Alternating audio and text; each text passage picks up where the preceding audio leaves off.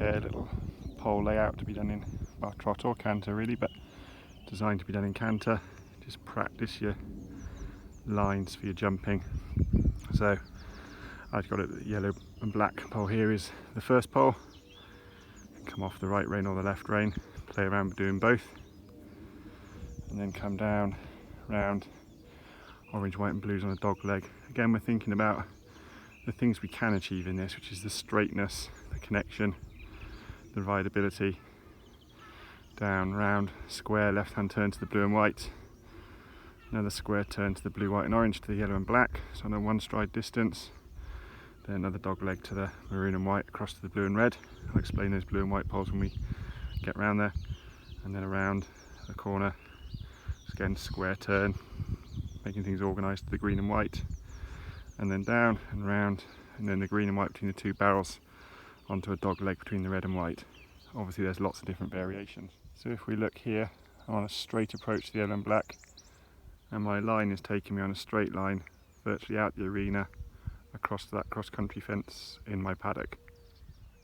And I'm riding down that line, staying very straight, very square, looking where I want to be going, but not turning too early. The common mistake people make when riding dog legs is they turn early and shave the line, and then you end up getting there on a half distance because it's not what the course builder's built. So then round, square turn, straight to the middle of this orange, white and blue. And then we're coming into our square turn to the blue and white pole at the bottom.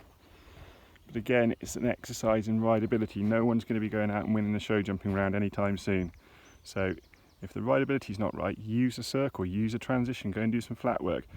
Get them that they're listening to you. Don't just survive around a course of poles on the floor, because it achieves nothing. No one's there to give you a rosette, no one's there to give you a prize.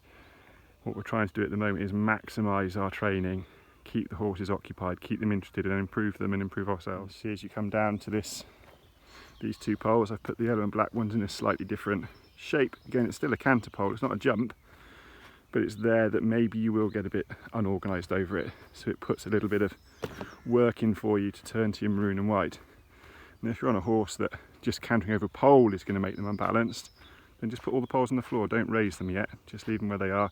And as they get better at it, you can then start to actively try and get them unbalanced so that they have to work harder to balance themselves, and indeed they have to let you balance them. And again, on this related distance, I've just got two poles together. Some horses will react a bit differently, most won't, but it's just trying to add some variety. And then the two blue and white poles afterwards are to check your straightness. Haven't got to do those with this line, you can do them anywhere. It's all ways of just testing your rideability. And then this is your last line. Again, thinking about staying straight, looking straight down the school. I almost ignore the red and white pole.